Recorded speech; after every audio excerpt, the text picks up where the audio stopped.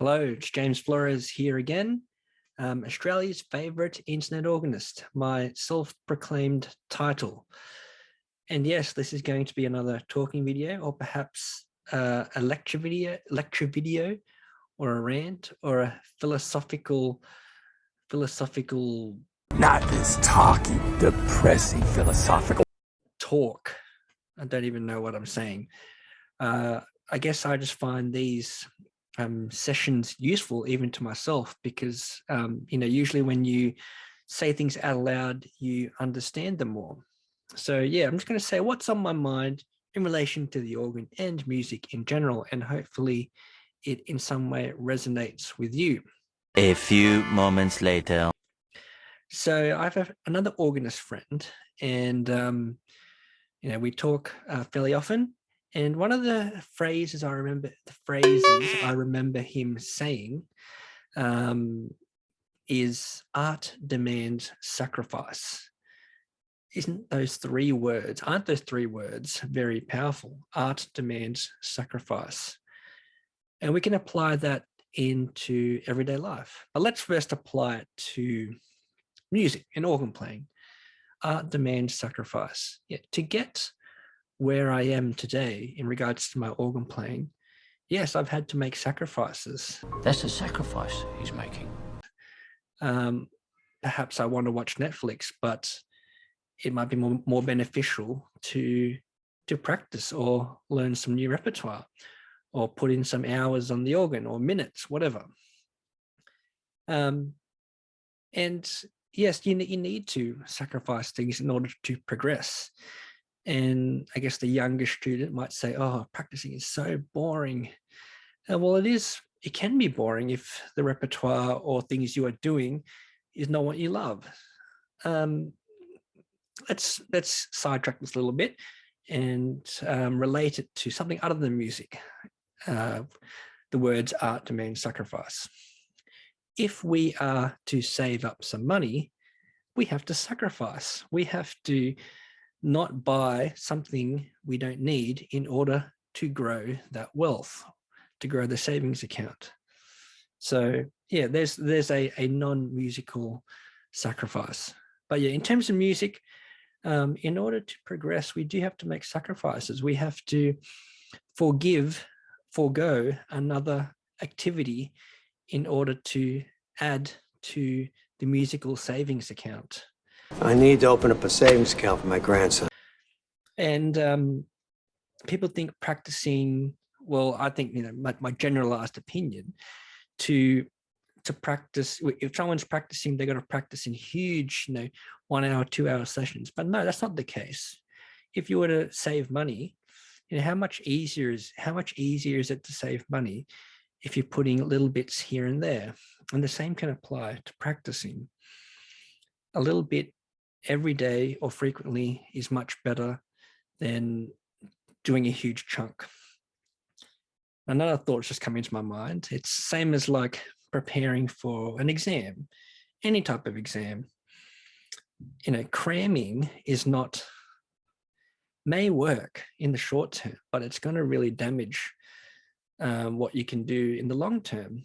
Cramming all this information into your brain is not going to help you retain that information. So it's like muscle memory. If you keep doing it over and over, it just becomes second nature to you. And then practice it over and over again until it becomes second nature. That's why we do practice our musical instruments, our musical talents. We have to hone in on them in order to get better. And what else do I have to say? Yeah, frequency is important, but duration maybe not so important. But of course, this is all flexible. This is all flexible. You know yourself whether the amount of study or practice you do is sufficient for the task at hand. For example, if I had to prepare to play for a funeral or wedding, I would have to put some practice in depending on the repertoire that's required for that. And because I've done them so many times, over the years, I may not need to practice as much. I might need to just brush up on a few things. You can be efficient with how you practice. You know, if I was to practice a huge Vierne symphony, you wouldn't start from the first movement all the way to the last movement. You know, you just hone in to specific sections that need the most attention. It's not productive use of your time to play things you already know very well. Yeah, so being efficient is one of them. Yeah, sorry, this is all off the cuff. It's all kind of randomly sprayed everywhere, but I hope that it's useful. So yeah, one reason I'm on YouTube, I'm on YouTube for several reasons. One is I'm accountable. It's like a public record of my progress. I'm not by any means aspiring to become the greatest organist, the greatest accompanist, but I just love to see where I progressed over the years. When I started this channel in 2016, and I can remember when I only had 70 subscribers. It's just amazing to see where I've come now.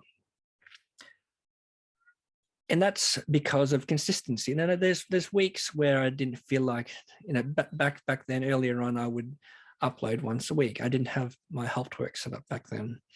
I would go to the church, I'd always have a couple of days a week at the church to practice, and I would record a piece every week. And over time, that grew. And that's why I think I'm up to over 940 videos now. 940.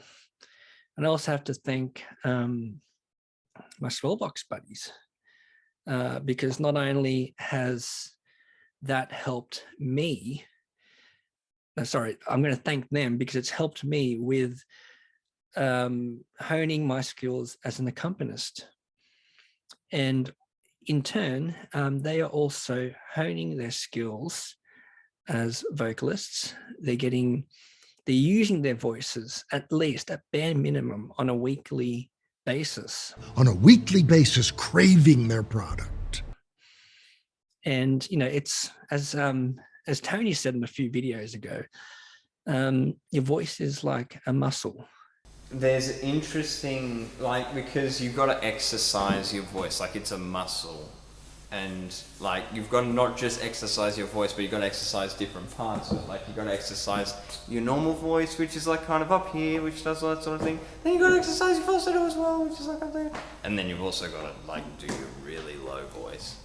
But I've also found that within each of those voices, if you stop lifting weights, if you're at the gym and you stop lifting weights for weeks or months, when you get back into it, you are going to be so rusty. And yeah, so our weekly catch-up is very important. It helps me keep on top of accompanying other musicians, very important role as an organist. And it also helps them to be exercising their vocal cords, making excellent music and increasing their repertoire and making awesome videos. It's fantastic.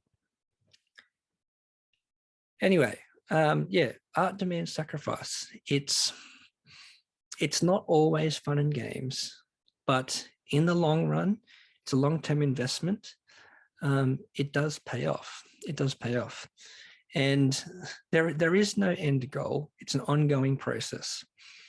And I'm really happy to be able to share with you everything that I do musically. And I hope you do enjoy it, because I hope to stick around for as long as I can. It's very enjoyable.